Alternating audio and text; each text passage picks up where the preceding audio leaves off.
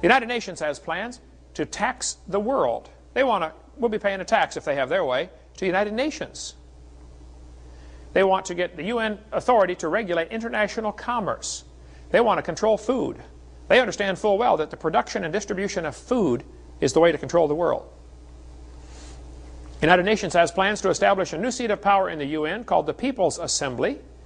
It'll consist of representatives from nations, but also representatives from non-government organizations. Just organizations can have a seat in there. Interesting. They want to have jurisdiction over all nation states. They certainly want to have jurisdiction over all the churches.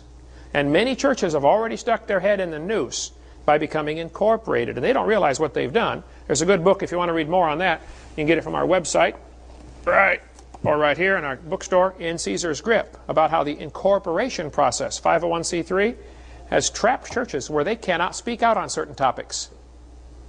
Man, 100 years ago, the politicians were scared stiff of the pastors because they just get up there and preach. You know, Senator Jones is a whoremonger. Well, today, if you talk about politics, they'll jerk your 501c3 status. And so Christians say, well, we can't talk about certain topics in the pulpit. Well, then you're not serving God. Right. If you're a prophet of God, you say what God told you to say. If it hair lips the devil, then tough.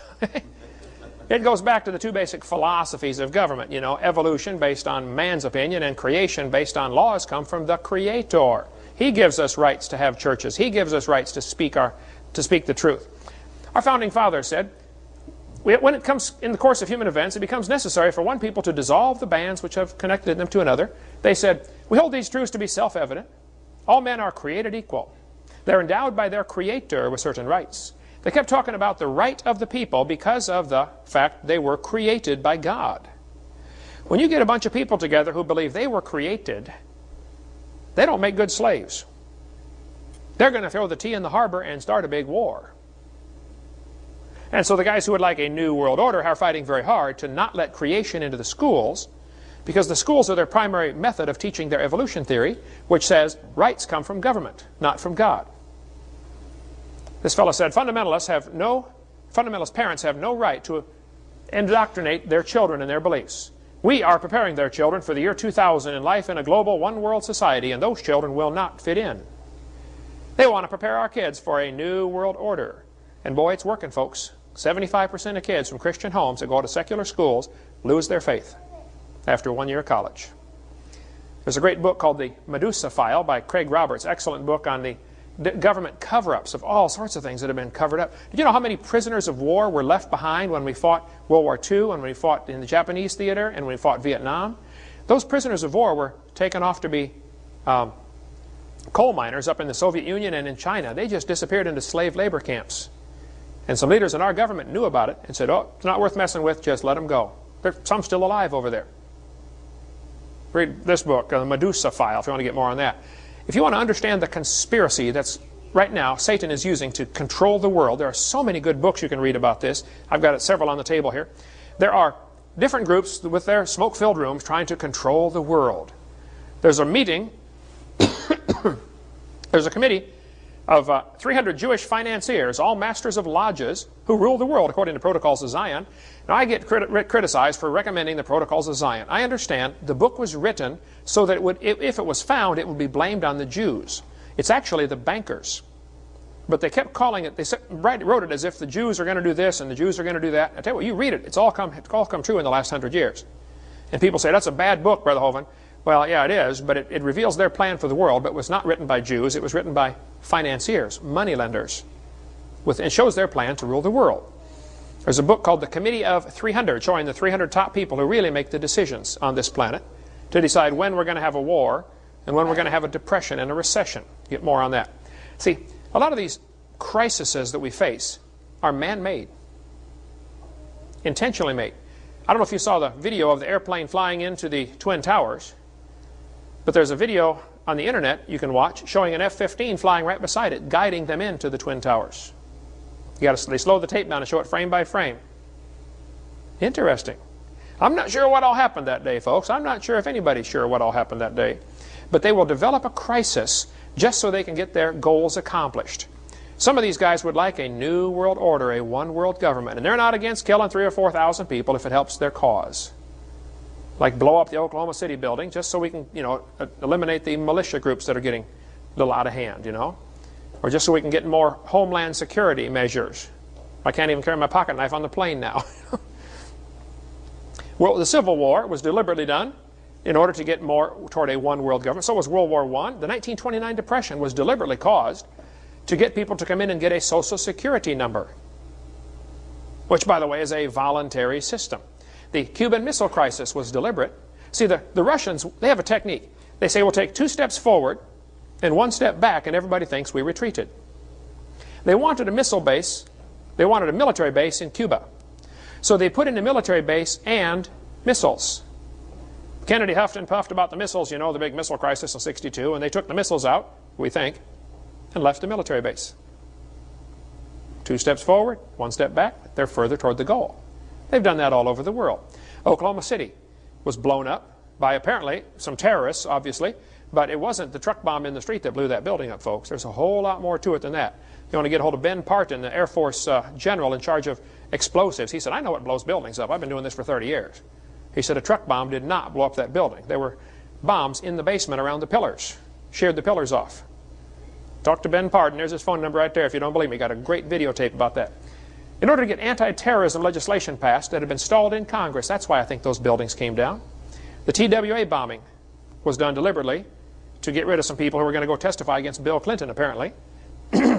There's been so many conspiracies, and I read all this stuff and listen to all these things and read lots of books on it.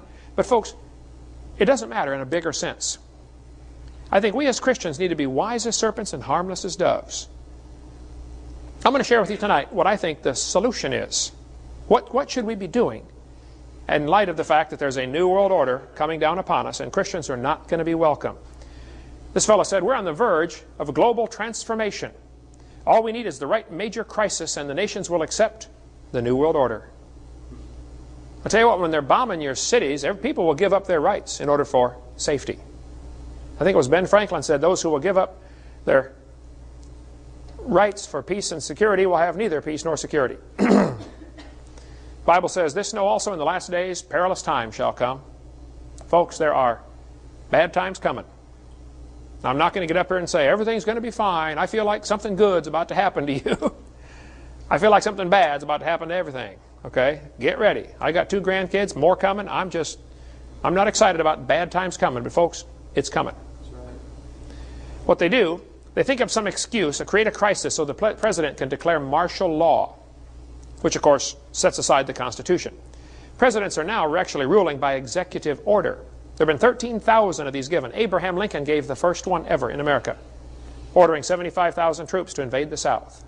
As it was Lincoln's War, not the Civil War. Another long story on that one. We covered that on seminar on a college class, CSE 103. What they'll do, these rich folks will get in their mind what they want to accomplish, how to get more control over the world, and then they develop a crisis to get people to do what they want. They are laying plans for a one world government. And now the presidents, ruling by executive orders, have totally bypassed the Constitution. We could talk for hours on the executive orders. I've got a list of quite a few of them here. In case of an emergency, though, they have the authority to take over all food supplies, take over all vehicles. If your vehicle is state registered, they can come take it if they want it. Commandeer your vehicle. They can take away all the American people for workforces. They have to take over all the health, education, and welfare facilities, take over all the airports, register all men and women for the draft, force relocation centers, take over all the railroads, inland waterways, storage facilities. FEMA is going to provide the muscle to do this. The Federal Emergency Management Act. Those are the guys to watch, the ones that make me real nervous. They're going to be the enforcers. See, no dictator can really do anything without somebody to enforce his will on the people. Hitler never shot anybody, but people did. On March 17th, 2003, George Bush told the Iraqi soldiers to disobey if they're given orders to use poison gas or set the wells on fire, didn't he? How many heard that? He said, you guys are going to be judged as war criminals if you do these things after we win. Want to listen carefully. Soldiers, some of you are in the military here. You took an oath to defend the Constitution against enemies foreign and domestic. Is that right? What if the domestic enemy is your boss? Who's your authority to? Who's your elite? Is it to God? It's going to be a tough time for Christian soldiers. They're going to have to make a decision to stand up and say, okay, I'm going to do what God says. Sometimes there are conflicts between authorities. Kids know this. They try to get mom to say one thing and dad to say another. Try to create a conflict in the authority chain, right? Kids are good at that. Well, God's the ultimate authority. And if I was a soldier, I would serve my country and I would obey orders until there was an order to disobey something God had said to do. That's where you draw the line. I'm sorry, I just simply can't do that, sir. I refuse. You say, they're going to court-martial me. Oh, so money's more important than God's will, huh? That's what it boils down to. That sometimes it is always right to disobey evil orders. Many of you took an oath to defend this Constitution. Now, do it. Tyrants cannot succeed without enforcers. Hitler never shot anybody. He told people to do it, and they did it for him. Okay, who's doing all this, and why, and what are we supposed to do about it? There are many people involved in the plans for the New World Order. We have the United Nations. We have the World Council of Churches. We have the Council of Foreign Relations. You want to get more on that? You'd want to read, and a lot of these books are referenced on my website, where you can get more information on these books that are, if you want to go down deep on these topics. There's the Trilateral Commission, the Bilderbergers, the International Monetary Fund, IMF, the International Bankers, the Club of Rome, the Communists, the Socialists, the National Education Association, NEA, very much involved. And by the way, teachers, if you're a teacher in a public school, get out of the NEA. Quit paying them your dues. Don't support them. You should read the stuff that they support and that they're for. If you're a Christian and you love God and you're a public school teacher, quit the NEA. You say, but I won't get insurance. There are other places to get insurance, for one thing. Number two, money doesn't dictate right and wrong. If it does, you got a problem. You do what's right. God takes care of it from there. Okay? Get out of that place. Get out of that club. Okay? The NOW, National Organization for Wild Women. The ACLU, the American Communist Lawyers Union. The Masonic Lodge. I had a guy in our church came to me and said, Brother Hovind, I've been in the Masonic Lodge for years. I don't see anything wrong with it. I said, brother, would you go home and read this book, Masonry Beyond the Light? Just read this book. Bring it back and we'll talk. He brought it back 2 weeks later and said, well, I quit the lodge and I've got 4 of my other brothers to quit the lodge also, brother. Thank you so much for giving me that book. Most of the guys that I know in the Masonic Lodge, including some very close friends of mine, don't really have a clue what they're in. They don't realize till they get to the top. It's a satanic organization. I'll show you. Here's the oath. General Pike said, that which we must say to the crowd is, we worship a God, but it's a God that one adores without superstition. To you, sovereign grand inspectors general, we say this, that you may repeat it to the 32nd, 31st, and 30th degrees. The Masonic religion should be by all of us initiates of the higher degrees, maintained in the purity of the Luciferian doctrine. Yes, Lucifer is God. When the Mason learns that the key to the warrior on the block is the proper application of the dynamo of living power, he has learned the mystery of his craft. The seething energies of Lucifer are in his hands. And before he may step onward and upward, he must prove his ability to properly handle energy. You can read Scarlet and the Beast if you want to go down real deep on the Masonic Lodge, or this one, Beyond the Light. You can get it from Chick Publications or call our office. We can get you one. The Bible says we're not supposed to swear at all. Right? Have you read the Masonic oath that they swear? This is just the first one. They go through many oaths in this process. They say, I, put their name in there, do hereby swear that I will always conceal and never reveal any of the secrets of Freemasonry to any person.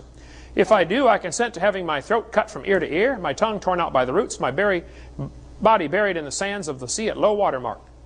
Can you imagine Jesus saying something like that? Have we gone nuts? The Bible says, swear not at all. Get out of that club. Just quit, okay? Quit supporting them. If you get all that free time on your hands, go do something around the church. Go win somebody to Christ. Amen. Jesus said, I've done nothing in secret.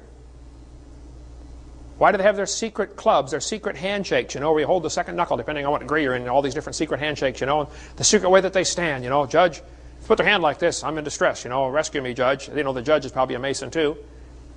Or like this, you know. That's the sign of ultimate distress. You got to rescue me. Every Mason's obligated if they got their hands like this, making part of a square. Joseph Smith, the leader of the Mormon church, when he was being shot outside the Carthage jail, did like this, hoping there were some Masons in the crowd. I had about 6 Mormon missionaries, I guess, lived down the street from me in California. I went there to visit them one time to their house, trying to win them to the Lord. I was witnessing to them, brother. And I got there kind of early in the morning, I guess, for them, 10 o'clock. I thought it was not too early, but They had their holy underwear on.